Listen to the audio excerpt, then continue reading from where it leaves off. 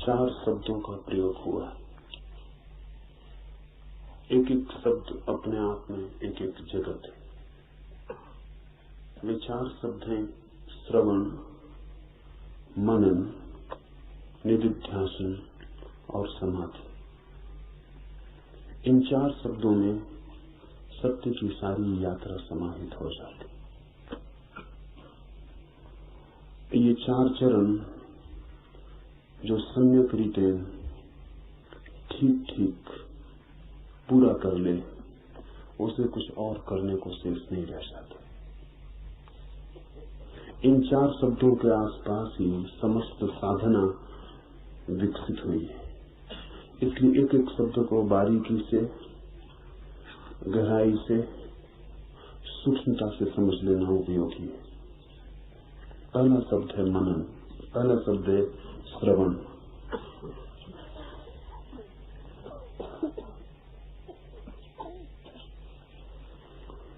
श्रवण का अर्थ मात्र सुनना नहीं है, सुनते हम सभी हैं। कान होना काफी है सुनने के लिए। सुनना एक यांत्रिक घटना है। ध्वनि हुई, कान पर आवाज पड़ी, आपने सुना। श्रवण इतना ही नहीं है। श्रवण का अर्थ है सिर्फ कान से न सुना गया हो, भीतर जो चैतन्य है उस तक भी गूंज पहुंच जाए। इसे थोड़ा समझ लें। आप रास्ते से गुजर रहे हैं, आपके घर में आग लग गई है, आप भाग रहे हैं, रास्ते पर कोई नमस्कार करता है, कान सुनेंगे, आप नहीं सुनेंगे। दूसरे दिन आप बता भी ना सकेंगे कि किसी ने रास्ते पर नमस्कार किया था। घर में आग लगी थी, रास्ते पर कोई गीत गाता हो, कान सुनेंगे, आप नहीं सुनेंगे। कान का सुनना आपका सुनना नहीं है। जरूरी नहीं है कि कान ने सुना हो तो आपने भी सुना हो। कान सुनने के लिए जरूरी है, काफी नहीं है। आवश्यक है, पर्याप्त नहीं है। कुछ और भी भीतर चाहिए।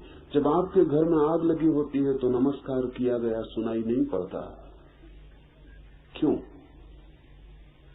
कान का यंत्र तो वैसा का ही वैसा है, लेकिन भीतर ध्यान कान के साथ टूट गया है। ध्यान मकान में आग लगी है वहां चला गया है। कान सुन रहा है, लेकिन कान ने जो सुना है उसे चेतन तक पहुंचाने के लिए ध्यान का जो सेतु चाहिए वो नहीं है। वो सेतु हट गया है, वो वहां लगा है जहां मकान में आग लगी।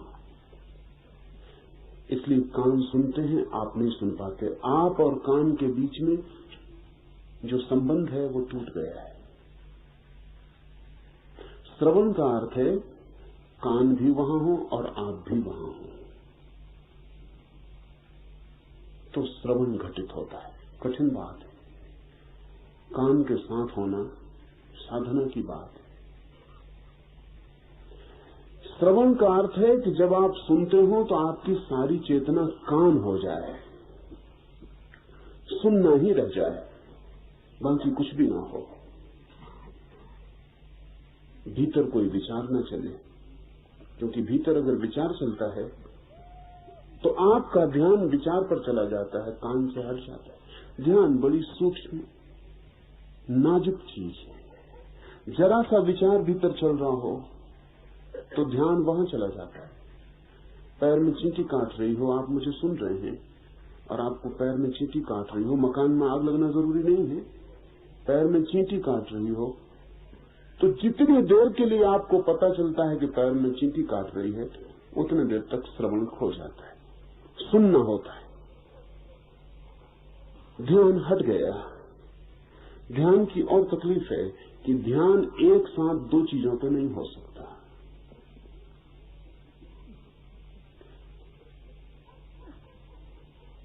एक चीज पर एक बारगी होता है, जब दूसरी चीज पर होता है एक से तत्काल हट जाता है। आप ऐसा कर सकते हैं कि छलांग लगा सकते हैं। हम छलांग लगाते रहते हैं, पैर में चींटी ने काटा, ध्यान वहां गया, फिर वापस ध्यान लौटा, सुना, खुजली आ गई, ध्यान वहां गया, फिर सुना। तो बीच बीच में जब ध्यान हट जाता है तो गैप, अंतराल पड़ जाते हैं श्रवण में, और इसलिए जो आप सुनते हैं उसमें से बहुत अर्थ नहीं निकल पाता है, क्योंकि उसमें बहुत कुछ खो जाता है। और कई बार जो अर्थ आप निकालते हैं वो आपका ही होता है फिर, क्योंकि उसमें बहुत कुछ खो गया है।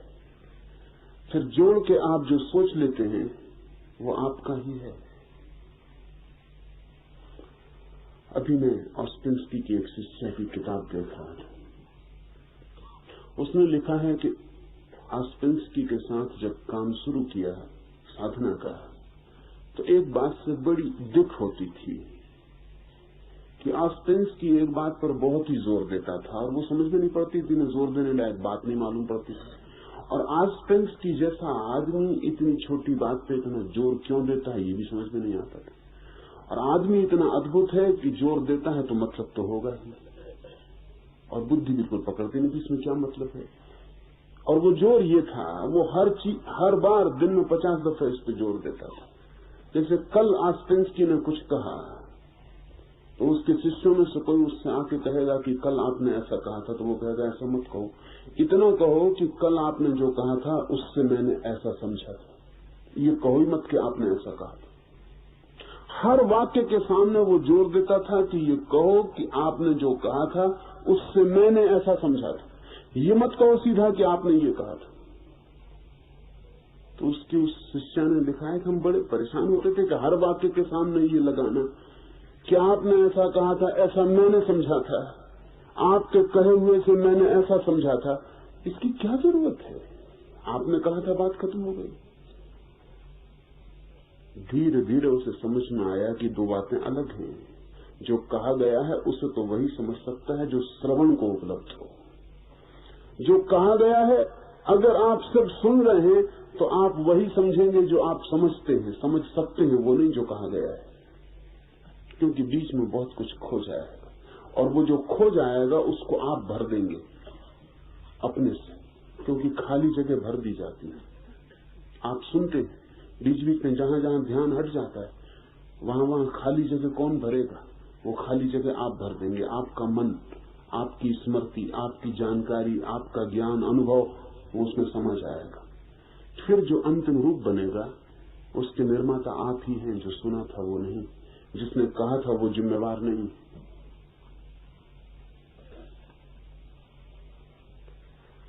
श्रवण का अर्थ है कान के पास ही चेतना आ जाए,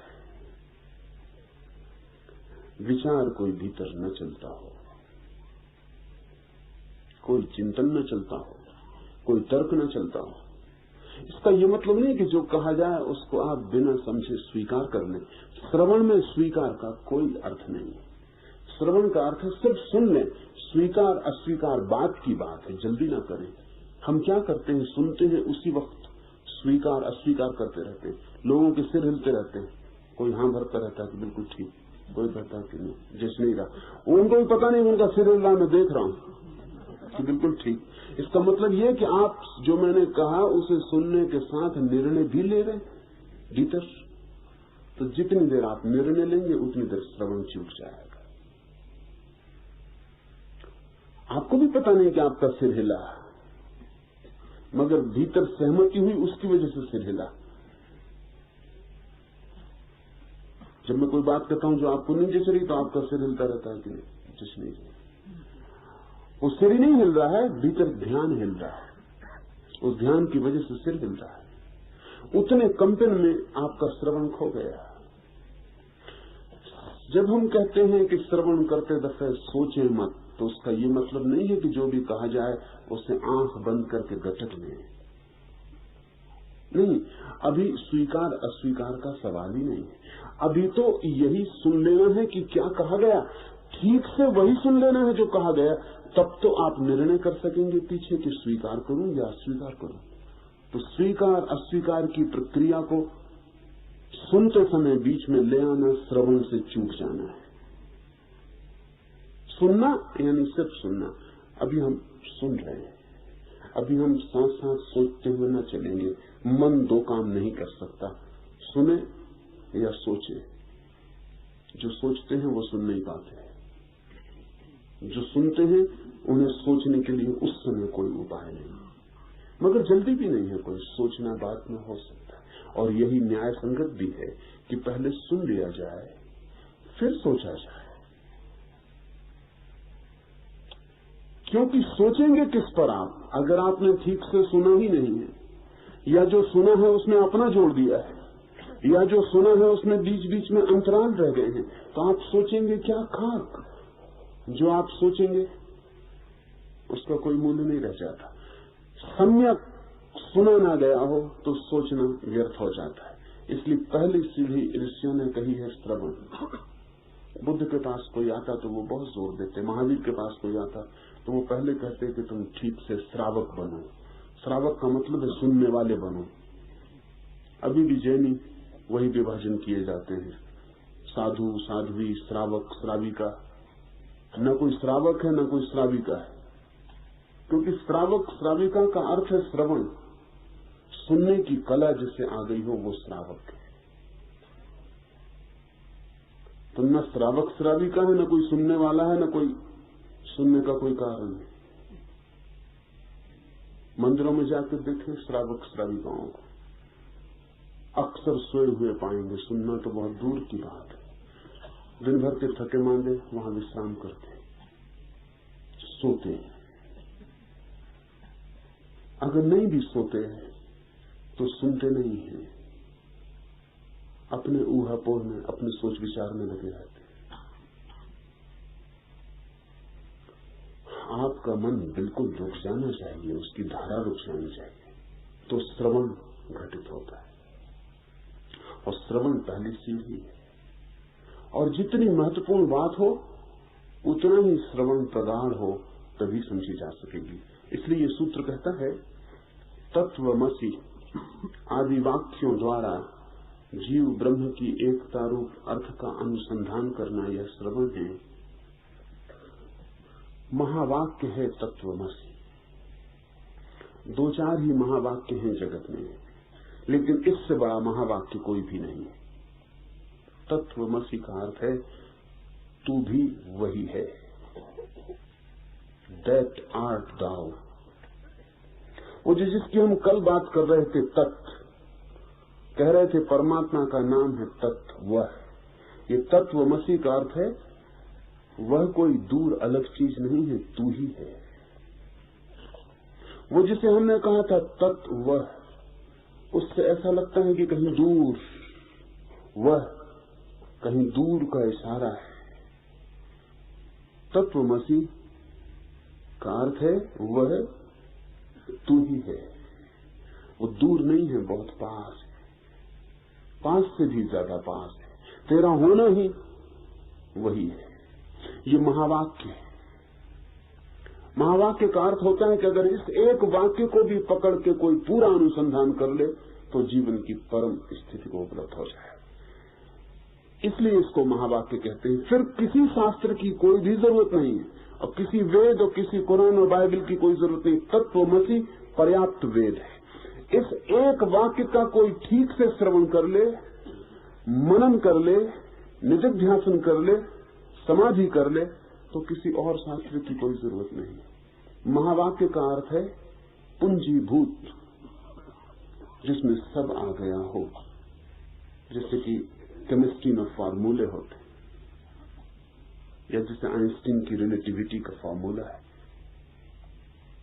बस दो तीन शब्दों में पूरी बात आ जाती। ये महावाक्य आध्यात्मिक केमिस्ट्री का फार्मूला है। इसमें तीन बातें कही हैं, तत्व वह,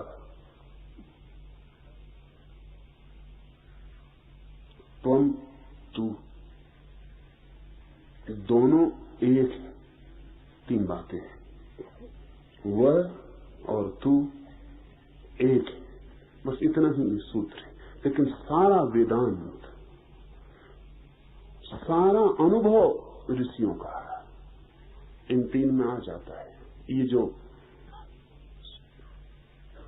जो गणित जैसा सूत्र है वह अस्तित्व परमात्मा, और तू वो जो भीतर छिपी चेतना है वो, ये 2 नहीं है, ये एक है। इतना ही सार है समस्त वेदों का, फिर बाकी सब फैलाव है। इसलिए इस तरह के वाक्य को उपनिषदों में महावाक्य कहा गया है। इस एक से सारे जीवन की चिंतना, साधना, अनुभूति सब निकल सकती है। इस तरह के वाक्य पूर्ण मौन में सुने जाने चाहिए। इस तरह के वाक्य ऐसे नहीं सुने जाने चाहिए जैसे कोई फिल्मी गाने को सुन लेता है। सुनने की क्वालिटी, सुनने की गुणवत्ता और होनी चाहिए, तभी ये वाक्य भीतर प्रवेश करेंगे। रास्ते पर चलते आप बातें सुन लेते हैं, ये वाक्य उस तरह नहीं सुने जा सकते। इसलिए हजारों साल तक भारत में ऋषियों का आग्रह रहा कि जो परम ज्ञान है वो लिखा न जाए। उनका आग्रह बड़ा कीमती था, लेकिन उसे पूरा करना असंभव था, लिखना पड़ा। हजारों साल तक ये आग्रह रहा कि जो परम ज्ञान है वो लिखा ना जाए। बहुत लोग, विशेषकर भाषा शास्त्री, लिंग्विस्ट, सोचते हैं कि चूंकि लिपि नहीं थी, लिखने का उपाय नहीं था, इसलिए बहुत दिन तक वेद और उपनिषद नहीं लिखे गए। वो गलत सोचते हैं, क्योंकि जो तत्वमसी जैसा अनुभव उपलब्ध कर सकते थे, जो इस महावाक्य को अनुभव में ला सकते थे, वे लिखने की कला न खोज लेते। ये असंभव मालूम पड़ता है। जिनकी प्रतिभा ऐसी ऊंचाई के शिखर छू लेती थी, वे लिखने जैसी साधारण बात भी न खोज पाते। ये उचित नहीं मालूम पड़ता। लिखने की कला तो थी, लेकिन वे लिखने को राजी नहीं थे। क्यों? क्योंकि ऐसे महावाक्य लिख दिए जाएं तो हर कोई हर किसी हालत में पढ़ लेता है, और पढ़ के इस भ्रांति में पड़ जाता है कि समझ गए। इन वाक्यों को सुनने और पढ़ने के लिए जो एक मनोदशा चाहिए, वो मनोदशा के बिना भी पढ़ा जा सकता है। तत्वमसी पढ़ने में क्या दिक्कत है? पहली क्लास का बच्चा पढ़ सकता है, और पढ़ के इस भ्रांति में भी पड़ जाएगा कि मैं समझ लिया कि ठीक है, मैं भी वही हूं। ये मतलब हो गया है इस वाक्य का, बात खत्म हो गई। फिर इसको कंठस्थ कर लेता है, फिर जीवन भर दोहराया चला जाता है।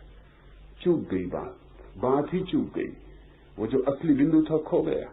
ये वाक्य किसी विशेष गुण, किसी विशेष अवस्था, चित्त की कोई विशेष परिस्थिति में ही सुनने योग्य है, तभी ये प्राणों में प्रवेश करते हैं।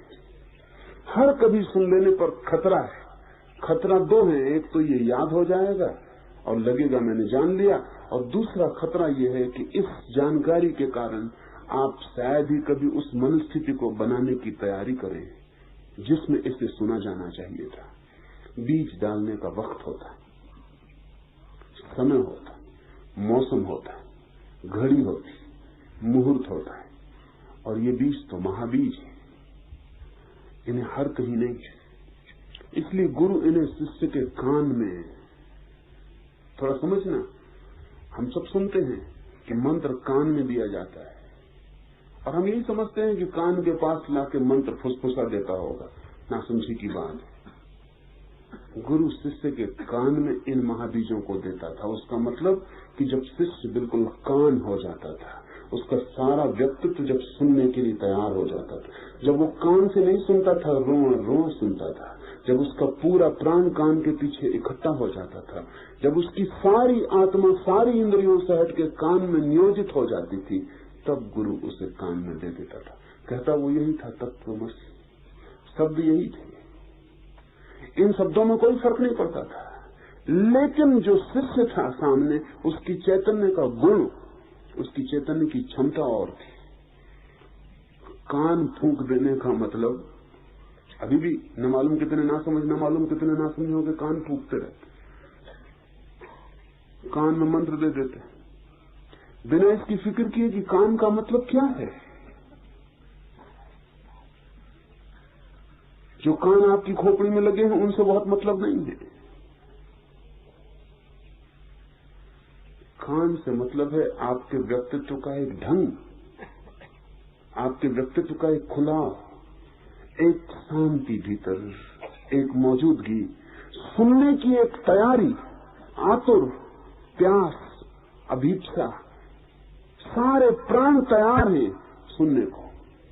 तब गुरु कान में इन महावाक्यों को डाल देता था, और कभी कभी ऐसा होता था कि इस वाक्य का पहुंचना ही घटना हो जाती थी।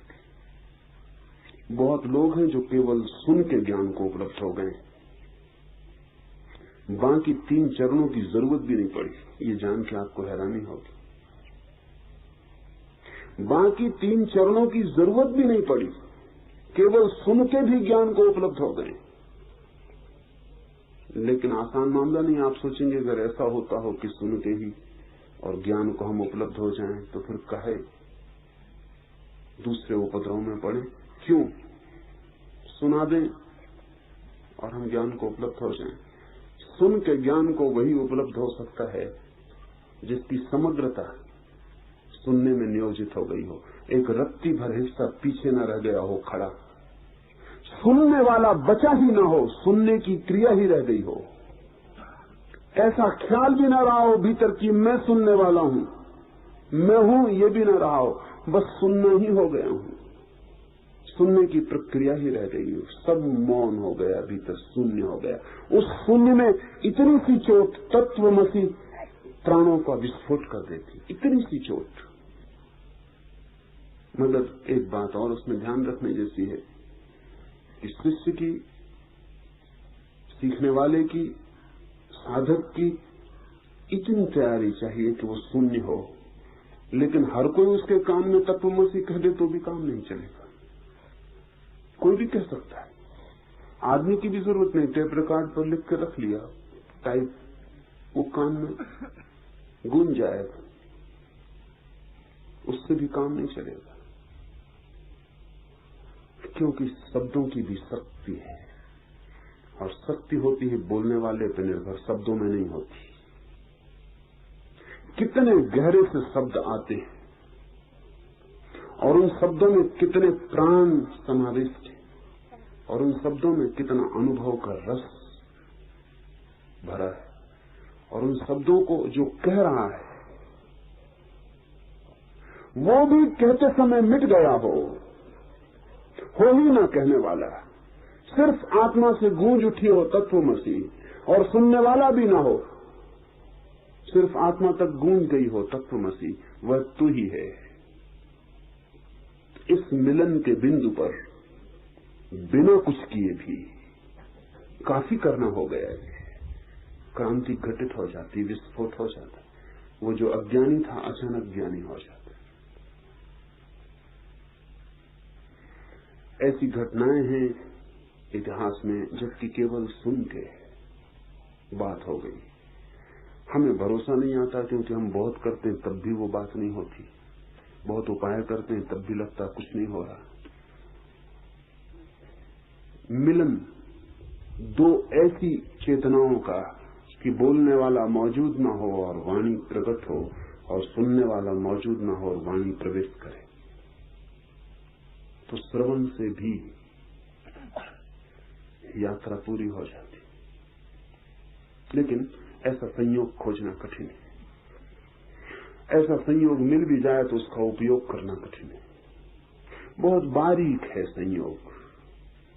इसलिए शिष्य वर्षों तक गुरु के पास रहता था इस संयोग की प्रतीक्षा में, कब मौका आ जाए, कब तैयारी हो। तो वर्षों तक चुप रहने की ही साधना चलती थी। श्वेतकेतु अपने गुरु के पास गया तो वर्षों तक गुरु ने पूछा ही नहीं कैसे आए हो। श्वेतकेतु ने कहा कि जब गुरु पूछेगा तब बता देंगे।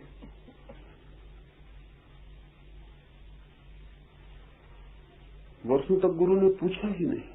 बड़ी मीठी कथा है कि गुरु के जो सुबह से यज्ञ की अग्नि जलती थी, हवन चलता था, वो हवन कुंड भी अधेरी से भर गया।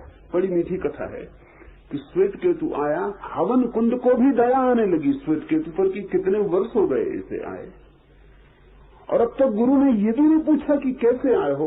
पुल्ला की लकड़ी काटता, आग जलाता, दूध धोता, गुरु के पैर दाबता, रात हो जाती, वहीं गुरु के चरणों में सो जाता, सुबह उठ के फिर काम में लग जाता। वो जो हवन जलता रहता 24 घंटे, उस अग्नि को भी दया आने लगी कि अब ये क्या होगा। इस सोच के तो अपनी तरफ से कहता नहीं कि मैं किस लिए आया हूं, और ये उद्दालक है कि पूछता नहीं कि किस लिए आया हूं।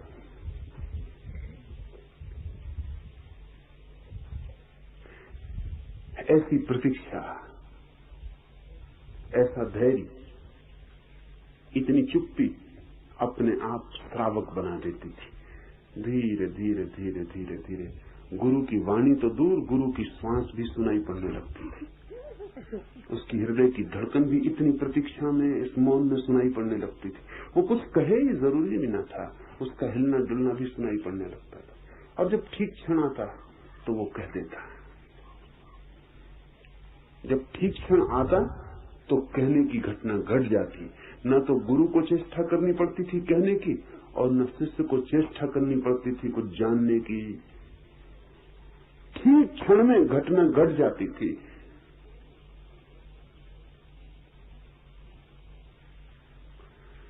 श्रवण बड़ा कीमती चरण है। आपके लिए 2-3 बातें ख्याल में ले लेनी चाहिए। एक, सुनते समय सुनना ही हो जाए, सुनने वाला भूल जाए, कान ही रह जाए, फैल जाए कान, आपका सारा शरीर कान बन जाए, सब तरफ से सुनने लगे और भीतर कोई चिंतन ना हो, सारा चित्त एकाग्र रूप से सुनने में डूब जाए, तो भीतर कोई विचार न चलाए। हम सबको डर लगता है कि अगर विचार न करेंगे तो पता नहीं, न मालूम कोई गलत बात हमारे भीतर डाल दे, न मालूम कोई हमारी मान्यताओं को खंडित कर दे, तो हम सुरक्षा में लगे रहते हैं कि क्या तुम कह रहे हो, जांच पड़ताल करके भीतर जाने देंगे। अपने मतलब का होगा तो जाने देंगे, अपने मतलब का नहीं होगा तो नहीं जाने देंगे। आप जान के हैरान होंगे कि मनस्विद कहते हैं कि आपसे अगर 100 बातें कही जाएं तो आपका मन 5 बातों को मुश्किल से भीतर जाने देता है, 95 को बाहर लौटा देता है, घुसने नहीं देता। क्यों? क्योंकि आपकी मान्यताएं अतीत की निर्भर हैं, तय है। कोई मुसलमान है, कोई हिंदू है, कोई जैन है, कोई ईसाई है, वो भीतर है, वो बैठा है वहां भीतर। आपका मन अतीत में संग्रहित किया हुआ, वो पूरे वक्त जांच पड़ताल रखता है कि अपने से कुछ मेल खाता हो, अपने को कोई मजबूत करता हो तो उसे भीतर ले लो, अपने से मेल न खाता हो, अपने को मजबूत न करता हो तो उसे भीतर आने ही मत दो, उसे बाहर ही रोक दो। इस तरह सुन लो कि जैसे सुना ही नहीं, या सुन के भी तत्काल उसका विरोध कर दो ताकि भीतर प्रवेश न कर सके। आप जरा अपने मन का ख्याल करना कि क्या आप पूरे वक्त भीतर हाँ और ना कहते रहते हैं। कौन कह रहा है ये हाँ और ना? आप नहीं कह रहे हैं, ये आपका मन है जो आपने इकट्ठा किया है। तो मन अपने अनुकूल को चुनता है और प्रतिकूल को छोड़ देता है। तब बड़ी कठिनाई है, इसी मन को मिटाना है। और ये अनुकूल को चुनता है, प्रतिकूल को सुनता नहीं, ये मिटेगा कैसे?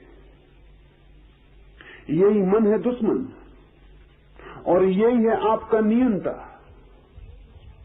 इसी को मिटाने चले हैं और इसी के सहारे मिटाने चले, तो कभी ना मिटा पाएंगे। तो जरा सी एक बात आपको खटक जाए कि ये बात नहीं जचती आपकी मान्यताओं में, बस मन आपका द्वार बंद कर लेता है कि सुनो ही मत, अनसुना कर दो, ये विरोध करते जाओ भीतर। हम सुरक्षा में लगे हैं अपनी, जैसे कोई संघर्ष चल रहा है। श्रवण नहीं हो पाएगा। फिर एक कलह, चल रही है, मगर श्रवण का अर्थ कोई अंधा स्वीकार नहीं है। श्रवण का स्वीकार से कोई संबंध ही नहीं है। श्रवण का संबंध सिर्फ इस बात को ठीक से सुन लेने से है कि क्या कहा गया है। दूसरा चरण है मनन। जो कहा गया है उसे सुन के मनन करना है। जो कहा गया है उसकी प्रामाणिकता में सुन के मनन करना है। ये मनन की पहली शर्त है। आपने अपने मतलब का चुन लिया, उस पर मनन किया, वो मनन नहीं है, वो धोखा है। तो मनन की पहली शर्त सुन लिया, बिना हाँ ना किए, निंदा, प्रशंसा, स्वीकार, अस्वीकार कुछ भी नहीं, कोई मूल्यांकन नहीं, कोई निर्णय नहीं, पक्ष न विपक्ष, मौन तटस्थ सुन लिया क्या कहा है, उसे उतर जाने दिया हृदय के आखिरी कोने तक, ताकि उससे परिचय हो जाए। जिससे परिचय है उसी का तो मनन हो सकता है। यही चिंतन और मनन का फर्क है। चिंतन हम उसका करते हैं जिसका कोई ठीक से परिचय ही नहीं। चिंतन है अपरिचित के साथ बुद्धि की प्रक्रिया, व्यायाम। मनन है परिचित के साथ, जिसे आत्मसात किया, डुबा लिया अपने में भीतर, उस पर विचार। दोनों में बड़ा फर्क है। चिंतन में कलह है, मनन में सहानुभूति है। चिंतन में द्वंद्व है, मनन में विमर्श है। ये बड़े फर्क हैं। चिंतन का मतलब है आप लड़ रहे हैं किसी चीज से, अगर न जीत पाए तो मान लेंगे, लेकिन मानने में पीड़ा रहेगी। इसलिए जब आप किसी से विवाद करते हैं और उससे तर्क नहीं कर पाते और आपको मानना पड़ता है, तो आपको पता है भीतर कैसी पीड़ा होती। मान लेते हैं क्योंकि अब तर्क नहीं कर सकते हैं, लेकिन भीतर तैयारी रहती कि आज नहीं कल उखाड़ के फेंक देंगे ये सब, आज नहीं कल अस्वीकार कर देंगे। इसलिए इस दुनिया में किसी भी आदमी को तर्क से रूपांतरित नहीं किया जा सकता, क्योंकि तर्क का मतलब है पराजय। अगर उसको तर्क से कोई चीज सिद्ध भी कर दी तो वो हारा हुआ अनुभव करेगा, बदला हुआ नहीं। हारा हुआ अनुभव करेगा कि ठीक है, मैं कुछ जवाब नहीं दे पा रहा हूं, तर्क नहीं खोज पा रहा हूं, जिस दिन तर्क खोज लूंगा देखूंगा। हारा हुआ अनुभव करेगा। और ध्यान रहे, हारा हुआ आदमी कभी भी बदला हुआ आदमी नहीं होता। तो आप किसी को चुप कर सकते हैं तर्क से, रूपांतरित नहीं कर सकते। और बात भी ठीक है, तर्क से रूपांतरित किसी को होना भी नहीं चाहिए, क्योंकि जब दो व्यक्ति विवाद करते हैं तो जो हार जाता है जरूरी नहीं है कि वो गलत रहा हो, जो जीत जाता है जरूरी नहीं कि सही रहा हो। इतना ही जरूरी है कि जो जीत गया है वो ज्यादा तर्क कर सकता था, जो हार गया वो कम तर्क कर सकता था। इससे ज्यादा कुछ भी पक्का नहीं है। तो स्वाभाविक है कि तर्क से कोई कभी बदलता नहीं, क्रांति कोई घटित नहीं होती। तर्क से आघात लगता है अहंकार को, और अहंकार बदला लेना चाहता है। तर्क एक संघर्ष है। चिंतन में एक संघर्ष है भीतर। जो भी आप चिंतन करते हैं उससे आप जूझते हैं, लड़ते हैं, एक भीतरी लड़ाई चलती है। आप अपनी सारी अतीत की स्मृति और सारे अतीत के विचारों को उसके खिलाफ खड़ा कर देते, फिर भी अगर हार जाते हैं तो मान लेते हैं, लेकिन मानने में एक पीड़ा, एक दंत, एक कांटा चुभता रहता है। वो मानना मजबूरी का है। उस मानने में कोई प्रफुल्लता घटित नहीं होती। उस मानने से आपका फूल खिलता नहीं है, मुरझाता है। तो चिंतन विचारक जो करते रहते हैं सारी दुनिया में, इसलिए विचारकों के चेहरे पर बुद्ध की प्रफुल्लता नहीं दिखाई पड़ेगी। क्या फर्क है? महावीर का प्रमुदित व्यक्तित्व दिखाई नहीं पड़ेगा विचारकों में। विचारकों के चेहरे पर चिंतन की रेखाएं दिखाई पड़ेंगी, मनन के फूल नहीं दिखाई पड़ेंगे। विचारक के माथे पर धीरे धीरे झुर्रियां पड़ती जाएंगी, एक एक रेखा खिंच जाएगी उसने जिंदगी भर जो मेहनत की है उसकी। लेकिन वो जो बुद्ध या किसी महावीर के भीतर घटित होता है, वो जो खिलावट है वो दिखाई नहीं पड़ेगी। विचार बोझ दे जाएगा, कमर झुक जाएगी, विचारक चिंतित मालूम पड़ने लगेगा। चिंतन और चिंता में कोई गुणात्मक फर्क नहीं है। सब चिंतन चिंता का ही रूप है। बेचैनी है उसमें छिपी हुई, एक तनाव है, क्योंकि एक भीतरी संघर्ष है, कलह है, लड़ाई है एक। इसलिए विचारक बूढ़ा होते होते होते होते झुक जाता है, बोझ, विचार के ही बोझ से झुक जाता है। बुद्ध और महावीर के साथ उल्टी घटना घटती, जैसे जैसे ये बूढ़े होते हैं भीतर जैसे कुछ युवा होता जाता है, कोई ताजगी। ये मनन और चिंतन का फर्क है। चिंतन शुरू होता है तर्क से, मनन शुरू होता है श्रवण से, चिंतन शुरू होता है संघर्ष से, मनन शुरू होता है श्रवण से। श्रवण ग्राहकता है, कोई संघर्ष नहीं है।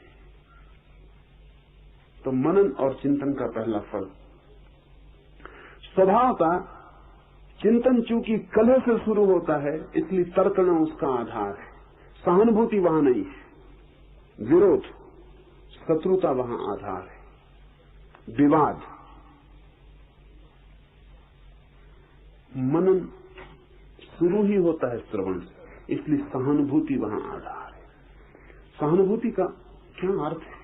सहानुभूतिपूर्ण विचारना, जो हम सोच रहे हैं, जिस संबंध में हम सोच रहे हैं, बड़े सहानुभूति से और बड़े प्रेम से सोच रहे हैं। क्या फर्क पड़ता होगा क्वालिटी में चिंतन की, मनन की? जब आप किसी चीज पे सहानुभूति से सोचते हैं तो आपकी पूरी आंतरिक आकांक्षा ये होती है कि जो मैं सुना हूं वो सही हो सकता है, और सही हो तो मेरे लाभ का हो सकता है। इसलिए आप खोजते हैं पहले वे बिंदु जो सही हों। जब आप चिंतन करते हैं तो आप ये मान के चलते हैं कि जो सुना है वो गलत है। खोजते हैं पहले वे बिंदु जो गलत हों। ऐसा समझें कि कोई आदमी गुलाब की वृक्ष के पास, फूलों की क्यारी के पास खड़ा है। अगर वो चिंतन कर रहा है तो पहले वो कांटे गिनेगा, अगर वो मनन कर रहा है तो पहले वो फूल गिनेगा। और इससे बुनियादी फर्क पड़ता है कहां से आप शुरू करते हैं, क्योंकि जो आदमी पहले कांटे गिनेगा उसका विरोधी रुख जाहिर है। पहले वो कांटे गिनेगा, हजारों कांटे निकलेंगे, और कांटे गिनने में हाथ में कांटे चुभेंगे भी, खून भी निकलेगा। वो कांटों का चुभना और कांटों की संख्या और खून का बह जाना फूलों की खिलाफत के लिए आधार बन जाएगा। और फिर जब लाख कांटे गिन लेगा और एक आध दो फूल दिखाई पड़ेंगे तो मन कहेगा कि ये फूल धोखे के, ये सच नहीं हो सकते। क्योंकि जहां इतने कांटे हैं वहां फूल हो कैसे सकते हैं इतने कोमल? मैं कोई धोखा खा रहा हूं। स्वाभाविक ये उचित मालूम होगा। इतने कांटे जहां हैं, जहां लहू बहा देने वाले कांटे हैं, वहां ये कोमल फूल खिल कैसे सकते? ये असंभव मालूम पड़ता है। और फिर अगर मान भी लेगा कि फूल है भी तो वो कहेगा कोई मूल्य नहीं है। लाख कांटों में एक फूल का मूल्य भी क्या है? बल्कि ऐसा लगता है कांटों का षड्यंत्र है ताकि एक फूल के बहाने लाख कांटे दुनिया में बने रहे। ये धोखा है। ये फूल जो है कांटों को छिपाए हुए, ये उनके षड्यंत्र का भागीदार है। जो आदमी फूल से चिंतन शुरू करेगा, मनन फूल से शुरू करेगा, पहले फूलों को छुएगा, फूलों की सुवास उसके हाथों में भर जाएगी, फूलों का रंग उसकी आंखों में उतर जाएगा, फूलों की कोमलता उसके स्पर्श में लीन होने लगेगी, फूल का सौंदर्य उसे आच्छादित कर लेगा। फिर वो कांटों के पास आएगा, फूलों को देखने के बाद, फूलों को जानने जीने के बाद प्रेम में गिर गया वो उस झाड़ी के, अब वो कांटों के पास आएगा। इसकी दृष्टि में कांटे और ही तरह के होंगे। जो आदमी फूलों को समझ के कांटों के पास जाएगा वो समझेगा कि कांटे फूलों की रक्षा के लिए, फूलों के दुश्मन नहीं है, फूलों के विपरीत नहीं है। जो रस फूलों में बह रहा है वही रस कांटों में बह रहा है, और कांटे फूल की रक्षा के लिए है। और जिसको फूल दिखाई पड़ गए हैं, एक फूल भी जिसे दिखाई पड़ गया है ठीक से, लाख कांटे बेकार हो जाएंगे, क्योंकि एक फूल का होना भी काफी है लाख कांटों को बेकार करने के लिए। और अगर इतने कांटों के बीच फूल खिल सकता है तो असंभव चमत्कार असंभव भी हो सकता है। और जब इतने कांटों के बीच फूल खिल सकता है तो इस आदमी को दिखाई पड़ेगा कि मैं जरा और खोज करूं, शायद कांटे भी फूल ही सिद्ध हों। तो मनन सहानुभूति से शुरू होता है।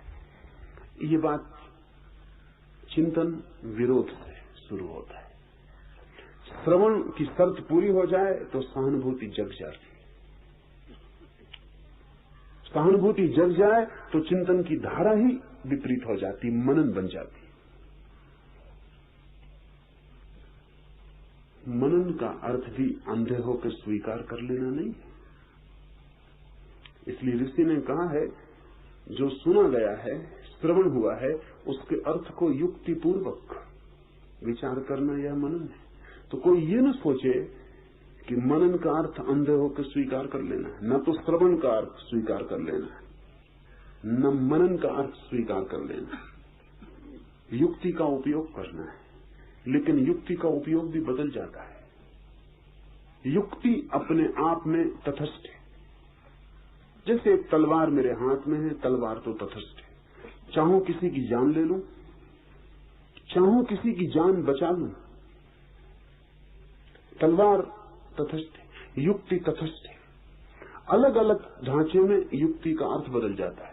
अगर दुश्मनी से, विरोध से, संघर्ष से भरा हुआ चित्त हो तो तर्क हिंसात्मक हो जाता है। अगर सहानुभूति से, श्रवण से, प्रेम से, सत्य की खोज और अभिप्सा से भरा चित्त हो तो युक्ति रक्षा करने वाली तलवार बन जाती। युक्ति अपने में बुरी नहीं है। इसलिए हमने इस देश में दो तरह के तर्क माने, एक को तर्क कहा और एक को कुतर्क कहा है। कुतर्क भी तर्क है, और कभी कभी तो कुतर्क तर्क से भी ज्यादा तर्कपूर्ण मालूम पड़ता है, क्योंकि उसमें धार होती और पैनी धार होती और काटने के लिए, मारने के लिए सक्षम होती। तो कुतर्क कभी कभी बिल्कुल ही गहरा तर्क मालूम पड़ता है। फर्क कैसे करेंगे कि क्या कुतर्क है और क्या तर्क है? यही फर्क है कि अगर तर्क शुभ की, सत्य की खोज के लिए सहानुभूति से भरा है, फूलों से शुरू करता है फिर कांटों पे जाता है। कोई बात मैं आपसे कहता हूं, आप कहां से शुरू करते हैं इस पे ख्याल करना। कई दफा मैं हैरान होता हूं, 1 घंटे बोला, पीछे कोई आदमी मेरे पास आता है, घंटे भर में जो मैंने कहा उसे कुछ ख्याल में नहीं आया, कोई एक बात की खिलाफत उसको पकड़ जाती, वो एक बात को चुन लेता, वो उसकी खिलाफत करने आ जाता। वो जो घंटे भर में और कहा उससे कोई संबंध नहीं रह जाता, बस उतनी बात। और वो बात भी तोड़ लेता है सारे संदर्भ से, क्योंकि संदर्भ में उसका और अर्थ था, अलग तोड़ के वो बिल्कुल कोई और अर्थ ले लेती है, पर उसने सुना उसी को, उसकी तैयारी वही रही होगी। वो तैयारी होके आया होगा कि कुछ गलत खोज लिया जाए। अगर आप गलत खोजने को ही सुन रहे हो तो आप कभी भी मनन न कर पाएंगे। और ध्यान रहे, कितना ही गलत खोज डालें आप, गलत की खोज आपके भीतरी विकास में कोई तरह का सहारा नहीं बनेगी। आप कितना ही तय कर लें कहां कहां गलत है, आप सारी दुनिया की सारी गलतियां जान लें, फिर भी आपकी कोई इनर ग्रोथ, कोई आंतरिक विकास उससे नहीं होगा। तो जो खोज में लगा है और अपने विकास में उत्सुक है, वो इसकी चिंता नहीं करता कि क्या गलत है, वो इसकी चिंता करता है कि क्या ठीक है।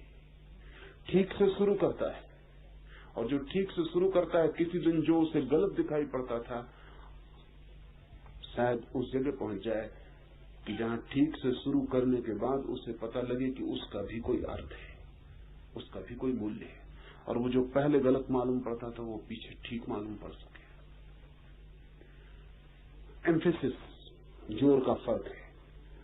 कुतर्क गलत को खोजता है, वहीं से यात्रा शुरू करता है। युक्ति, तर्क, सुतर्क कहें,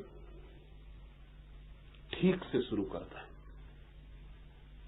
एक आदमी को कुरान दे दें पढ़ने को, अगर वो हिंदू है तो कुरान में जो जो महत्वपूर्ण है वो उसको दिखाई ही नहीं पड़ेगा, जो जो गलत है वो अंडरलाइन करके ले आएगा। ये देखो, ये लिखा हुआ है। हम पहले ही कहते थे कि कुरान भी कोई धर्मशास्त्र, मुसलमान को गीता दे दे, बराबर निकाल लाएगा कि क्या क्या गलत है। और अगर ये कला सीखनी हो, आर्य समाजियों से सीख लेनी चाहिए। कहां कहां क्या क्या गलत है, उसमें जैसे वे कुशल हैं, उसमें कोई भी कुशल नहीं।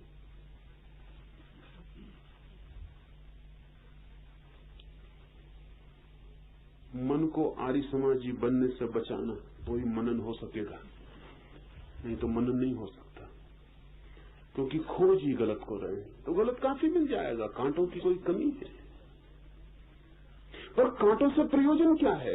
कोई कांटों के मालाएं बनानी है, फूल बनाने हैं, गले में डालनी है। प्रयोजन फूलों से है, कांटों से प्रयोजन क्या है?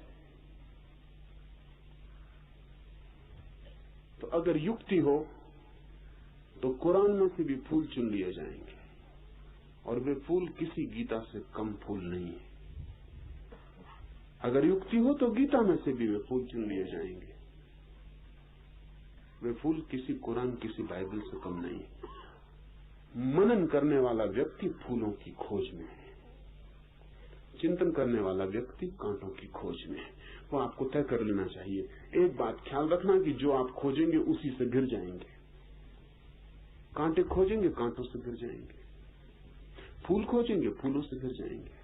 तो ध्यान रखना कि कांटे खोज के आप किसी और का अहित नहीं कर रहे हैं, अपना ही अहित कर रहे हैं, क्योंकि जो खोजेंगे वही मिलेगा। हम सब कांटों की खोजी। कोई भी आदमी मिले तो उसमें क्या भूल है, उसमें उसकी खोज की कुशलता का कोई अंत ही नहीं है। तत्काल वो दिखाई पड़ती है, फिर धीरे धीरे सब में हम भूलें देख लेते हैं, उन्हीं के बीच रहना पड़ता है। जगत नरक हो जाता है, क्योंकि सब गलत आदमी चारों तरफ मालूम पड़ते हैं, ठीक आदमी कोई दिखाई नहीं पड़ता। इसलिए नहीं कि ठीक आदमी नहीं है, बल्कि इसलिए कि आपकी खोज ही गलत आदमी की। किसी से कहो कि फलां आदमी बहुत अच्छी बांसुरी बजाता है, वो कहेगा क्या बांसुरी बजाया? चोर, बेईमान, वो क्या बांसुरी बजाया? अब चोर और बेईमान से बांसुरी बजाने का क्या विरोध? होगा बेईमान, लेकिन बेईमान बांसुरी नहीं बजाता ये किसने कहा? कि नहीं बजा सकता ये किसने कहा? किसने ये संबंध जोड़ा? चोर में भी तो फूल खिल सकता है बांसुरी बजाने का। चोरी कांटा होगी, बांसुरी बजाना फूल होगा। जब कांटों में फूल खिल सकते हैं तो चोर बांसुरी क्यों नहीं बजा सकता? लेकिन नहीं, ये मानने में बड़ी पीड़ा होती है कि कोई कुछ भी अच्छा कर सकता है। फौरन कह देंगे कि चोर है, बेईमान है, वो क्या बांसुरी बजाया। मनन वाले आदमी की वृत्ति दूसरी होगी। अगर आप कहेंगे उससे कि फला आदमी चोर है, बेईमान है, वो कहेगा होगा, लेकिन बांसुरी गजब की बजाता है। ये चुनाव का फर्क है। और जब कोई आदमी बांसुरी गजब की बजाता है तो उसका चोर होना और बेईमान होना भी संदिग्ध होने लगता है। और जब कोई आदमी चोर और बेईमान गजब का होता है तो उसका बांसुरी बजाना संदिग्ध होने लगता है। जो हम पकड़ते हैं उससे दूसरी बात पर प्रभाव पड़ता है। क्या जरूरत है कि वो चोर है या बेईमान है? हम अपने पड़ोसी को चोर और बेईमान चाहते हैं तो हमें वही खोजना चाहिए। हम अपने पड़ोसी को सुगंधित बांसुरी बजाने वाला चाहते तो हमें वही खोजना चाहिए। जिंदगी में दोनों हैं, वहां रात भी है और दिन भी, और वहां बुरा भी है और भला भी। आप ये मत सोचना कि स्वर्ग कहीं और है जमीन से और नर्क कहीं और। आपकी दृष्टि में निर्भर है। इसी जमीन पर लोग स्वर्ग में रहते हैं और इसी जमीन पर लोग नर्क में रहते हैं। आप क्या खोजते हैं वही आपका जगत बन जाता है। मनन फूलों से यात्रा शुरू करता है, सहानुभूति से। गलत पर जल्दी से हमला नहीं करता, सही को पहले आत्मसात कर लेता है। और जब सही पूरी तरह आत्मसात हो जाता है तो ही जिस पहले गलत जैसा दिखा था उस पर सोचता है। और ध्यान रहे, इस दृष्टि के रूपांतरण के बुनियादी अंतर बाद में दिखाई पड़ने शुरू होते हैं। ऐसा आदमी धीरे धीरे विकसित होता, अंकुरित होता, सही को आत्मसात करते करते सही हो जाता है। और गलत की खोज करते करते गलत को आत्मसात करते करते गलत हो जाता है। जो आदमी दूसरों में बेईमानी और चोरी और गलत ही देखता है ज्यादा दिन तक ईमानदार नहीं रह सकता। सच तो यह है कि पहले से ईमानदार नहीं हो सकता। असल में कोई चोर किसी दूसरे आदमी को मान नहीं सकता कि चोर नहीं है, या कि मान सकता है। चोर ये मान ही नहीं सकता कि दूसरे लोग अचोर हैं। चोर के सोचने का सारा ढंग चोरी का हो जाता है। वो दूसरों में भी तत्काल चोरी खोजता है, देखता है। व्यभिचारी ये नहीं मान सकता कि कोई चरित्रवान है, मान नहीं सकता। उसका अनुभव बाधा बनता है मानने में।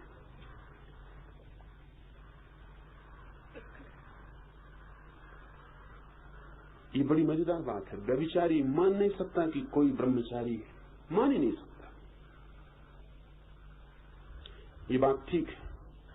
अगर कोई सच में ही ब्रह्मचारी है तो वो भी नहीं मान सकता कि कोई व्यभिचारी है। लेकिन ये बड़े मजे की बात है, व्यभिचारी तो कभी नहीं मानते कि कोई ब्रह्मचारी है, और ब्रह्मचारी भी नहीं मानते कि कोई ब्रह्मचारी है। तब बड़ी झंझट की बात है। व्यभिचारी का न मानना तो तर्कसंगत है कि कोई ब्रह्मचारी हो नहीं सकता। जब मैं नहीं हो सका तो कौन हो सकता है? लेकिन ब्रह्मचारी भी मानने को तैयार नहीं होता कि कोई दूसरा ब्रह्मचारी है, तब मामला संदिग्ध है। तब वो भी ब्रह्मचारी नहीं, क्योंकि उसका भी भीतरी अनुभव यह है कि ब्रह्मचारी वगैरह सब ऊपर ऊपर है, भीतर व्यभिचार है। वो भी नहीं मानता। इसलिए अगर आपको कोई साधु मिले जो दूसरों को असाधु मानता हो तो समझ लेना कि अभी साधु साधु हो नहीं पाया है। साधु होने का मतलब ये है कि सारा जगत तत्क्षण साधु हो जाएगा। सारी बात ही बदल गई, क्योंकि देखने का ढंग बदल गया।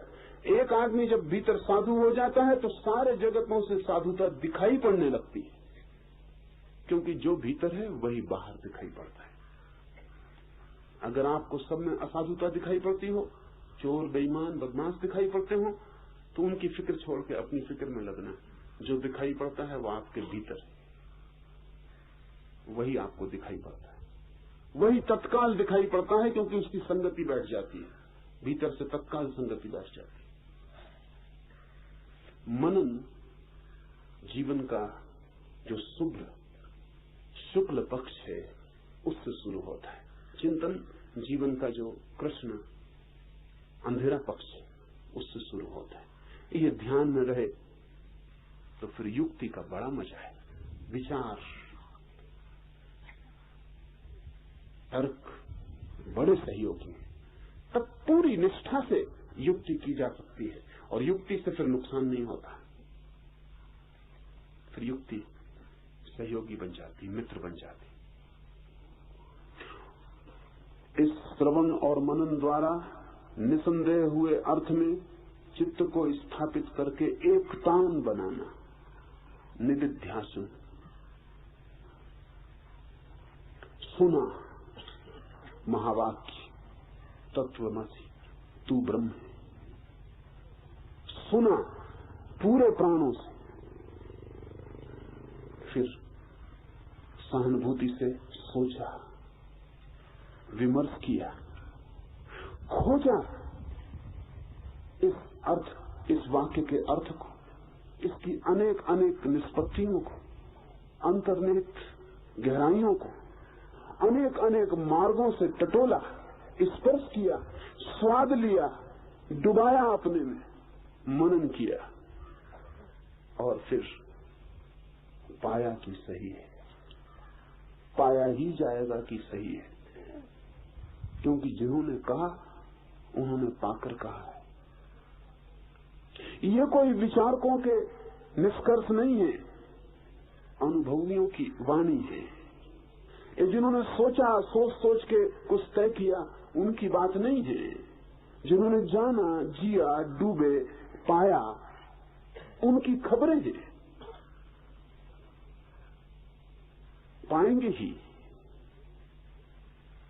अगर मनन श्रवण ठीक चला तो पाएंगे ही कि ठीक है ये बात। अगर ठीक है तो फिर इस ठीक से एक तान हो जाना निदिध्यासन है। अगर ये ठीक है कि मैं ब्रह्म ही हूं तो फिर ब्रह्म जैसे ही होकर जीने लगना निदिध्यासन है। आचरण, व्यवहार, सब तरफ एक तान हो जाना। फिर कोशिश करना कि जो ठीक है उसमें और मुझ में भेद न रह जाए, क्योंकि अगर ये वाक्य ठीक है तो फिर मैं गलत हूं। दो ही बातें हो सकती, या तो मैं सही हूं तो ये वाक्य गलत है, और ये वाक्य गलत है तो मैं सही हूं। अगर ये वाक्य सही है तो फिर मैं गलत हूं। हम सब की कोशिश क्या है, इसे थोड़ा समझ लें। हमारी सदा ये कोशिश है कि मैं सही हूं। यही हमारा उपद्रव है। हमारे जीवन की सबसे बड़ी झंझट, सबसे बड़ी परेशानी और संताप यही है कि हम मान के चलते हैं कि मैं सही हूं। ये तो हमारी शुरुआत है हर बात में कि मैं सही हूं। इसी से हम कसते हैं, ये हमारा निकस, कसौटी है कि मैं सही हूं। अब जो मेरे अनुकूल न पड़े वो गलत है, इसको तय कर लेना चाहिए। साधक को ये तय कर लेना चाहिए कि ये मूर्खतापूर्ण विचार प्रस्थान न बने कि मैं सही हूं। अगर आप सही हैं तो अब खोज की कोई जरूरत ही नहीं है। ये बहुत मजेदार है। कल एक महिला मेरे पास आई।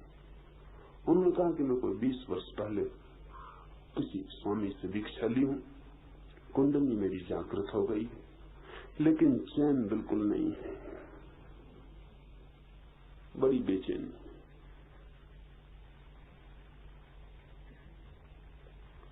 अभी कुंडली जागृत हो गई हो तो ये बेचैनी कैसे है?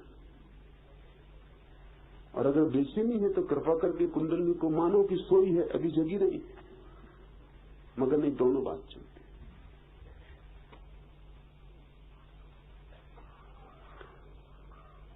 आप अगर सही हैं तो फिर तो कुछ बची ही नहीं खोज, बात खत्म हो गई।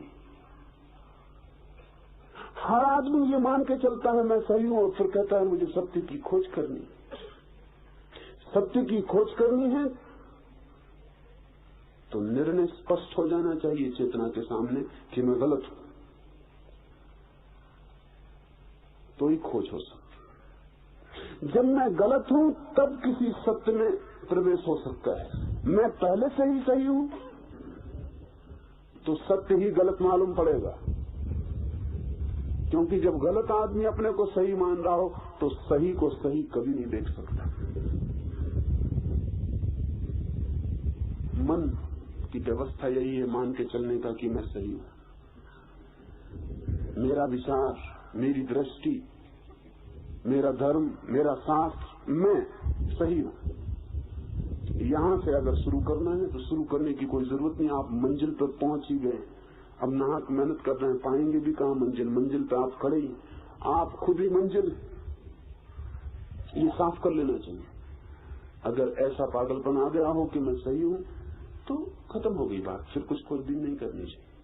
खोजबीन का मतलब ही है कि मैं गलत हूं, दुख है, संताप है, पीड़ा है, तनाव है, परेशान हूं, बीमार हूं और सब तरह से घिर गया हूं अपनी बीमारियों से। इन्हीं सब बीमारियों का जोड़ मैं हूं, ऐसा जो मानकर चले, और यही सच है। आप बीमारी का जोड़ हैं, ज्यादा कुछ भी नहीं।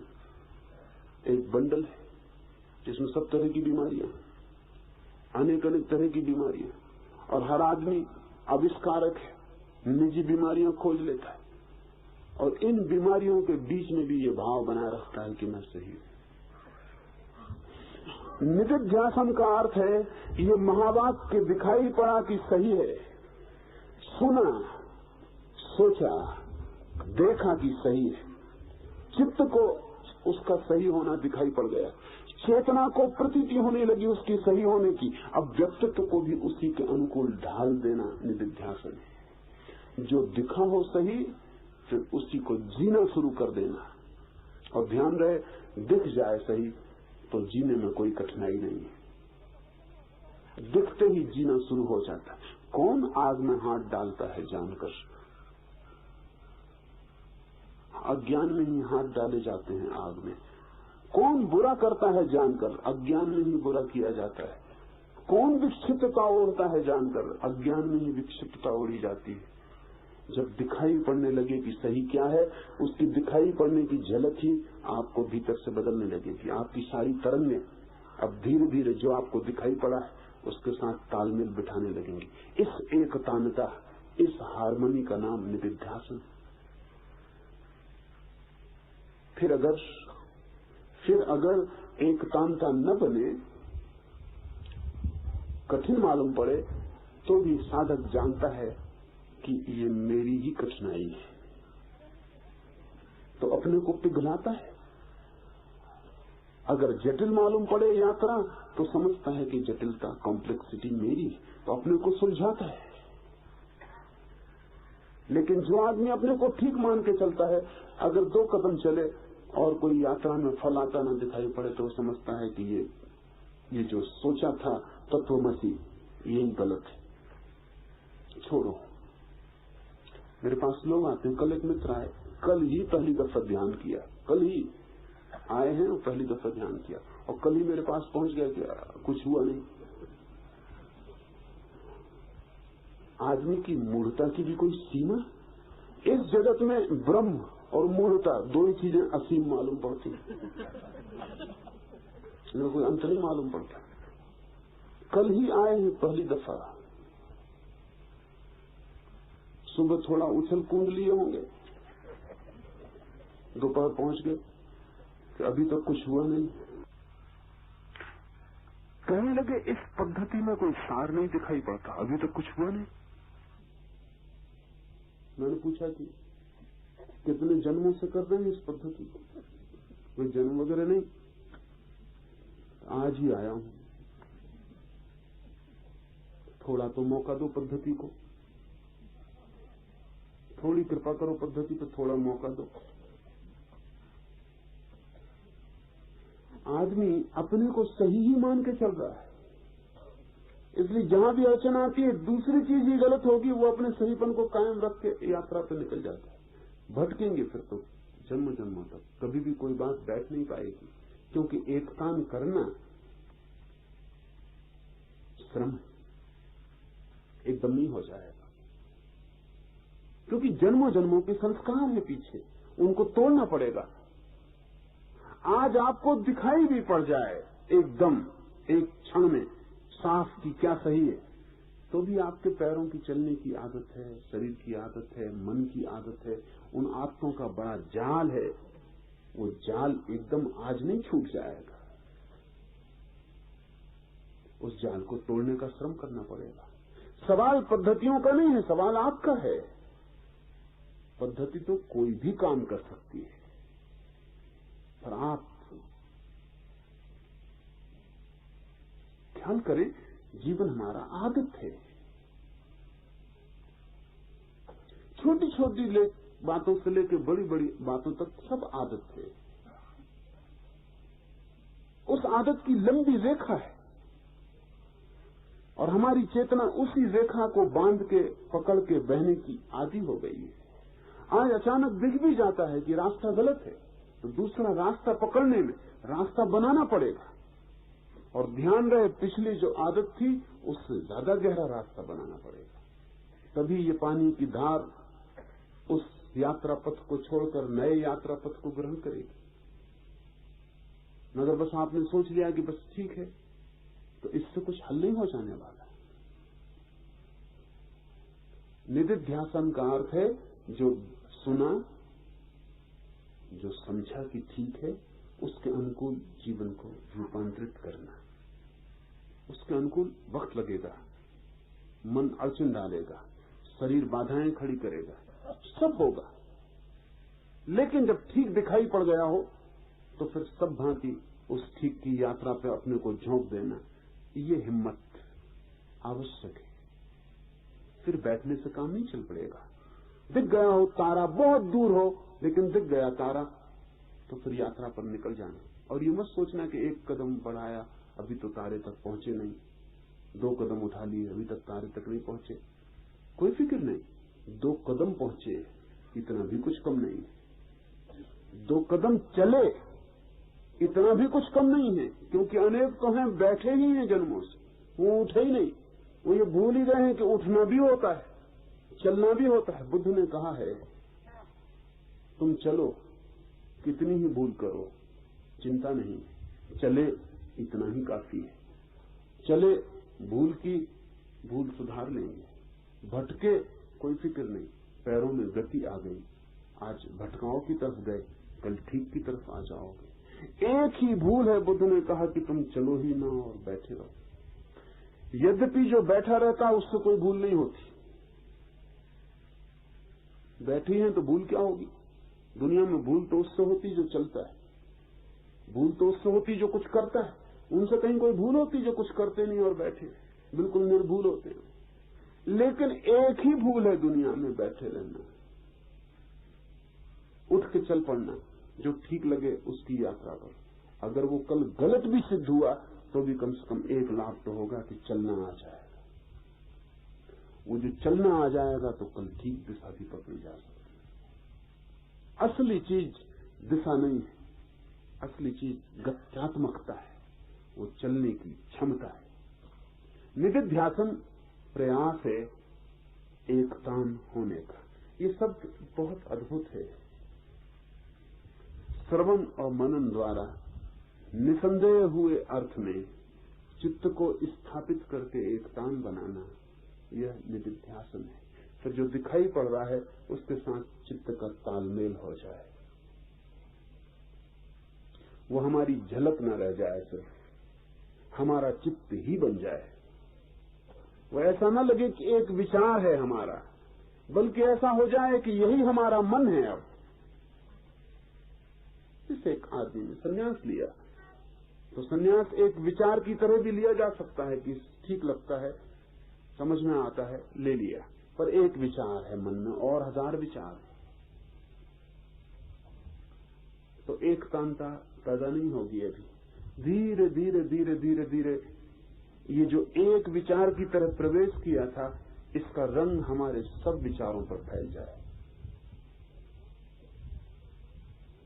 सब विचारों में फैलने का मतलब यह है कि भोजन करते वक्त भी एक संसारी के भोजन और एक सन्यासी के भोजन में अंतर पड़ जाना चाहिए। वो रंग जो सन्यास का है भोजन करने की क्रिया पर भी फैल जाए। सन्यासी ऐसे भोजन करे जैसे मैं भोजन नहीं कर रहा हूं, सन्यासी ऐसे चले जैसे मैं नहीं चल रहा हूं, सन्यासी ऐसे उठे कि मैं नहीं उठ रहा हूं, सारा कर्तव्य छोड़ दे। एक तो सन्यास एक विचार की तरह ले लिया और एक फिर पूरे जीवन की एकांतता साधी, फिर चित्त ही सन्यासी हो गया। तो बुद्ध ने कहा है कि भिक्षु सोए भी, एक भिक्षु सो रहा हो और एक गृहस्थ सो रहा हो तो देखने वाला बता सके कि कौन भिक्षु है कौन गृहस्थ है। सोने की क्वालिटी, सोने का ढंग भिक्षु का बदल जाना चाहिए, सन्यासी का बदल जाना चाहिए, क्योंकि जिसका चित्त बदल गया हो पूरा, उसकी सभी क्रियाओं में उसकी छाया और रंग और ध्वनि फैल जानी चाहिए, फैल ही जाएगी।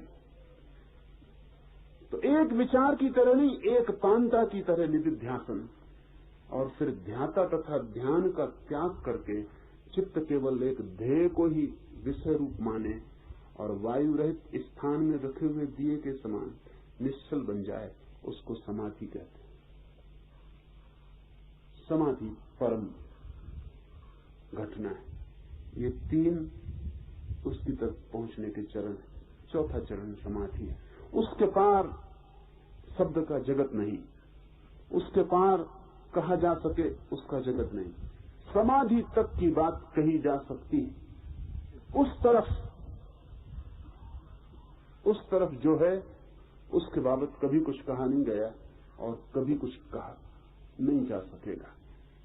पर समाधि के द्वार पर जो खड़ा हो जाता है वो उसे देख लेता है जो दिखाई नहीं पड़ता,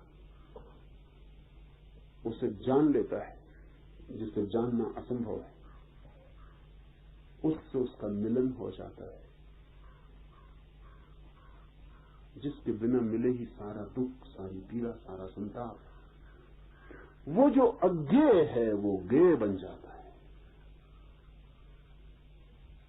और वो जो रहस्य है खुल जाता है, प्रकट हो जाता है, सब ग्रंथियां टूट जाती, खुले आकाश की भांति सत्य के बीच सत्य में एक हो जाता है चैतन्य। समाधि निधिध्यासन के बाद की बात है।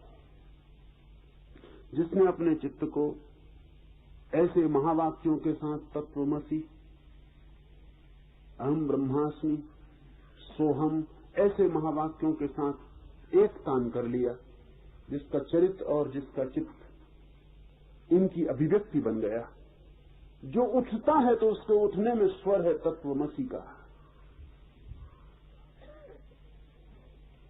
उसके उठने से भी वो मुद्रा और वो गेस्चर और वो खबर है कि वो ब्रह्म के साथ एक होकर डोल रहा है।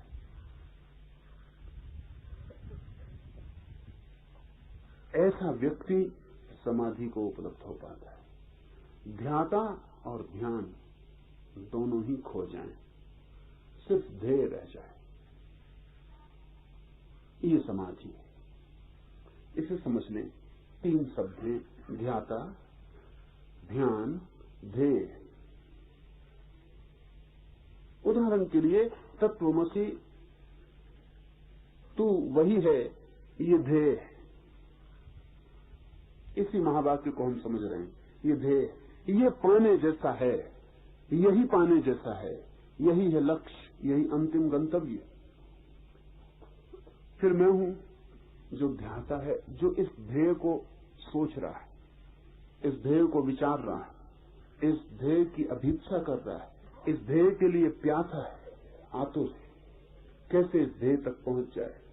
ध्येय है वह मैं ही हूं, ये मैं हूं ध्याता, इस ध्येय की तरफ जा रही चेतना। और जब ध्याता ध्येय की तरफ दौड़ने लगता है और सारी तरफ दौड़ बंद हो जाती है, बस एक ही दौड़ रह जाती है चेतना की ध्येय की तरफ, तो उस दौड़ का नाम ध्यान है। जब चेतना की सारी धारा ध्येय की तरफ एकजुट होकर बहने लगती है, अलग अलग 25 धाराओं में नहीं बहती, सभी तरफ से चेतना इकट्ठी होकर एक ही धार बन जाती है और ध्येय की तरफ तीर की तरह बहने लगती है सतत। इस बहती हुई चेतना का नाम ध्यान है। समाधि, उपनिषद कहता है कि जब ये ध्यान सारे के सारे प्राणों को उलीचकर ध्येय में डूब जाए। और जब ध्येयता की, वो जो ध्यान कर रहा था, ध्याता की, मेडिटेटर की सारी ऊर्जा, सारी चेतना इस ध्यान की विधि में यात्रा करके ध्येय के साथ एक हो जाए, और ऐसी घड़ी आ जाए कि ध्याता को पता न रहे कि मैं हूं। आती है, पता न रहे कि मैं हूं। ध्याता को ये भी पता न रहे कि ध्यान है, सिर्फ तत्वमसि, वो जो ध्येय है वही मात्र रह जाए। उसको उपनिषद ने कहा समाधि। एक ही रह जाए, तीन न रहे। ध्याता, ध्यान, ध्येय तीन न रहे, एक ही रह जाए। इसे थोड़ा समझ लें, क्योंकि अलग अलग साधना पद्धतियों ने कौन एक रह जाए इसका अलग अलग चुनाव किया है।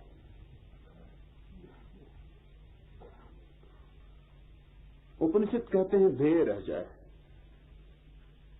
ध्याता और ध्यान खो जाए। महावीर कहते हैं ध्याता रह जाए, ध्यान और ध्येय खो जाए, आत्मा भर रह जाए, शुद्ध न रह जाए। विपरीत मालूम पड़ता है।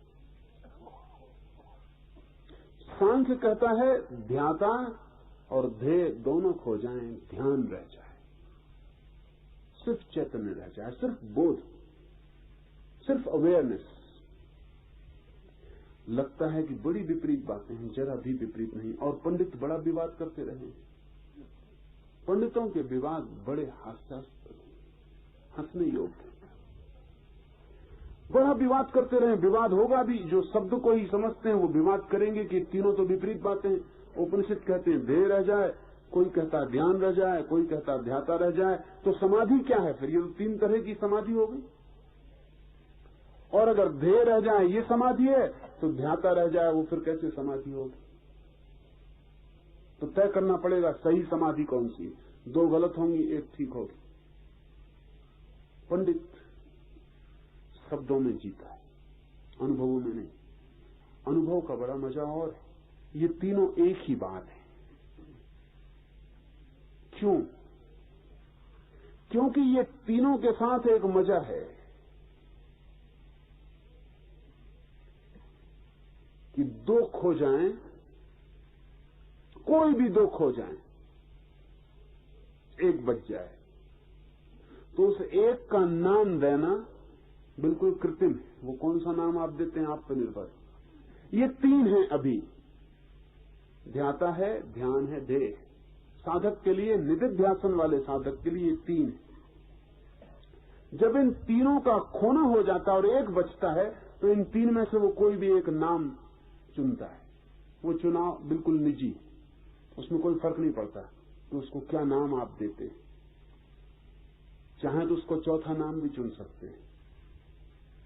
अनेक उपनिषदों ने उसको चौथी नाम दे दिया। तीनों ही खो जाते हैं। झगड़ा नहीं रखा कि इन तीन में से चुनेंगे तो लगेगा कि वो पक्षपात है, दो छोड़े और एक बचा। तो उन्होंने कहा तुरी, द फोर्थ। उन्होंने चौथे को भी सिर्फ चौथे नाम दिया, उसको नाम भी नहीं दिया ताकि झंझट खड़ी हो कोई। कहा चौथा, लेकिन झंझट करने वालों को कोई अड़चन नहीं। वो कहते हैं तीन थे, चौथा आया कहां से?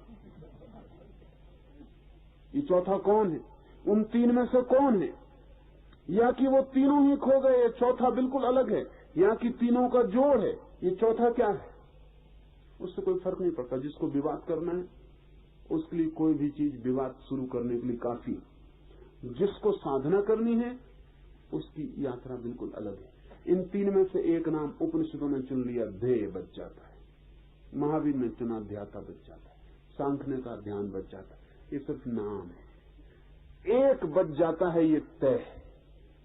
तीन नहीं रह जाते, एक रह जाता है ये तय। नाम कृत्रिम, कोई भी नाम दे दे। इतना ही याद रखें कि जब एक बच जाता है तो समाधि है।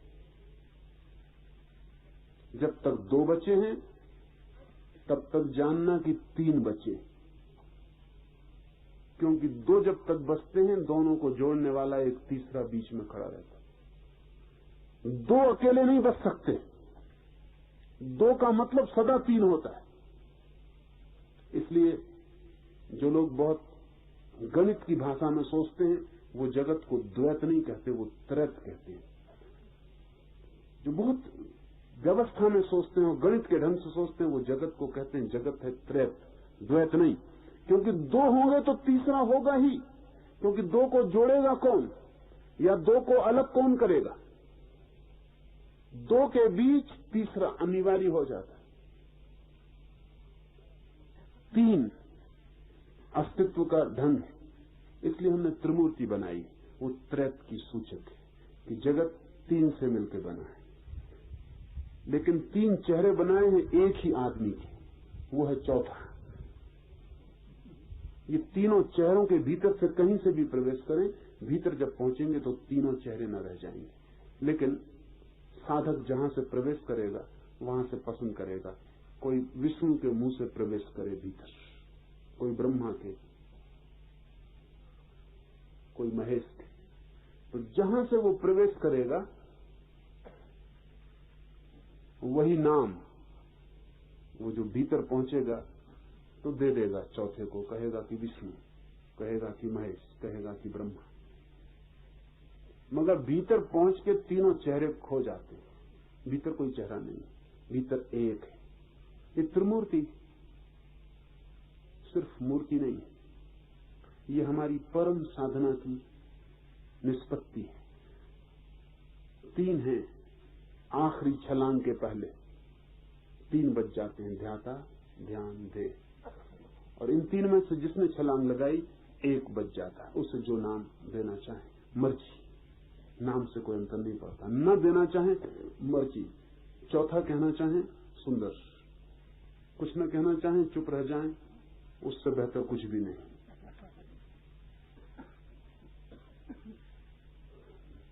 सुने, सुनने को श्रवण बनाएं, सोचे, सोचने को मनन बनाएं, मनन करें, निष्पत्ति लें, निष्पत्ति को निदिध्यासन बनने दें, एकतांता लाएं। एकतांता ही न रहे, अंत में एक के बन जाए। फर्क समझ लें, एकतांता का अर्थ है अभी दो बाकी हैं, दोनों के बीच तालमेल बैठ गया, लेकिन दो बाकी हैं। एक के का अर्थ दो खो गए, तालमेल ही रह गया। एकतांता है निदिध्यासन और एकता है समाधि।